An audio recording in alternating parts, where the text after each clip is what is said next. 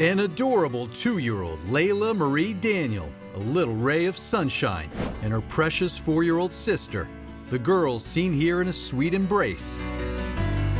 But the siblings are wards of the state in foster care. This woman, Jennifer Rosenbaum, took the children in to provide a loving home. But one night, a terrifying episode. Laila choked on her food.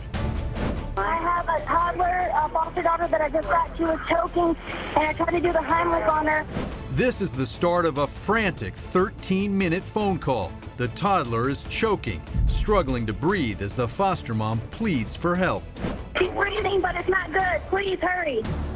The 911 dispatcher coaches Rosenbaum through CPR. She's worried she might hurt Laila in the process. I'm hoping I didn't break her rib. I've been pushing hard. I don't really know how to do this. Rosenbaum said the toddler choked on a piece of chicken and claimed she used her fingers and then a butter knife trying to clear her airway. But Laila didn't make it and died soon after. And little Laila Marie is gone. But behind the tragedy of Laila's death, there's a sinister underbelly. WGCL, following the story, obtained a 10-page report filed by the Department of Family and Child Services, which reveals horrifying details about the real cause of Laila's death. The autopsy did not reveal the child choked. That report goes on to say the 2-year-old was killed when Jennifer Rosenbaum struck the child in the abdomen with such force the child's pancreas was transected. The child was believed to enter shock due to blood loss resulting from the injury. And even more harrowing details. At the time of death, Laila had severe bruising on her back, face, legs, and abdomen, and breaks of her arms and legs. And the child had also been starved. Laila's biological family is devastated. If somebody was hurting her, she probably thought nobody loved her. You know, like nobody was there to save her. That's Laila's birth mother. Family Services reveals that Laila and her sister were taken from their parents and placed into foster care because of reports of domestic violence, substance abuse, and inadequate supervision.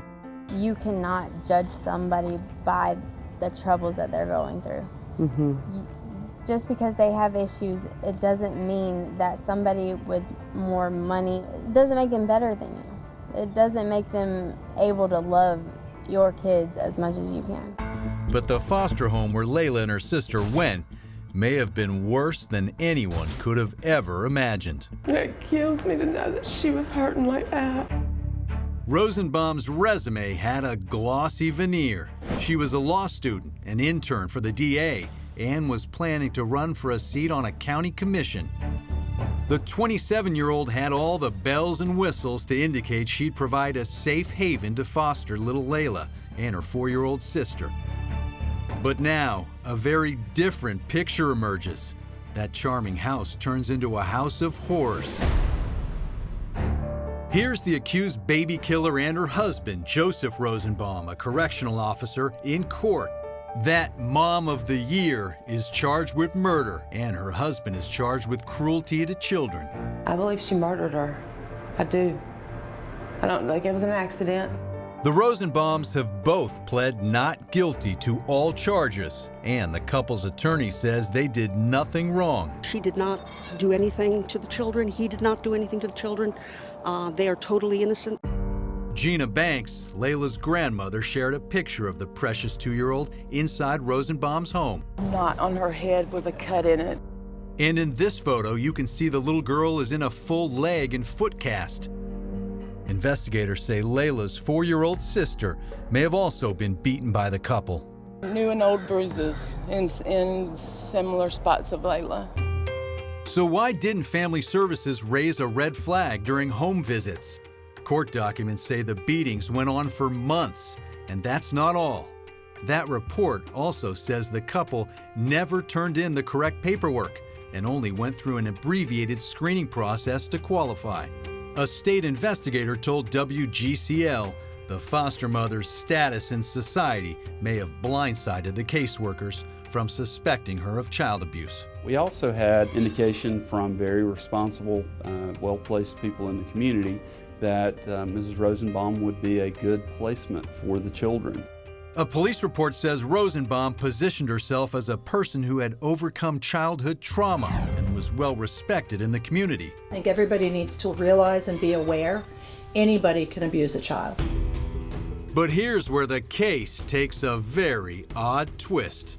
WGCL reports Laila's biological mother, Tessa, and Jennifer Rosenbaum grew up together in the same foster home. Laila's grandmother says she believes Jennifer Rosenbaum targeted her granddaughter. Because of all the injuries that occurred while in the Rosenbaum's care, I feel as though there was definitely some kind of motive that that woman had. The Rosenbaums have denied all charges, but a friend now wonders if Jennifer could have used her position at the DA's office to access inside information to handpick Laila to be her foster child. Tessa was there in court, and she said that just Jennifer showed up and was there. So I'm like, was Jennifer just hanging out in the courtroom? And what about the caseworker who dropped the ball in reporting signs of abuse? Caseworker and the supervisor failed to act in ways that I would have found reasonable, and in doing so, my confidence was not there that they would be able to do the work going forward. So we did make the decision to terminate both. That's little consolation for Laila's mom, who's in agony believing that her baby girl may have been systematically beaten to death by the very people who were supposed to protect her. For now, unbelievably, Jennifer and Joseph Rosenbaum are out on bond, under house arrest, and this heartbroken young mother is left with the memories of her daughter's very short life. Can you count to 5 really fast? I want you to count to 5 for Mommy. 1, 2, 3, 4, 5. Yay!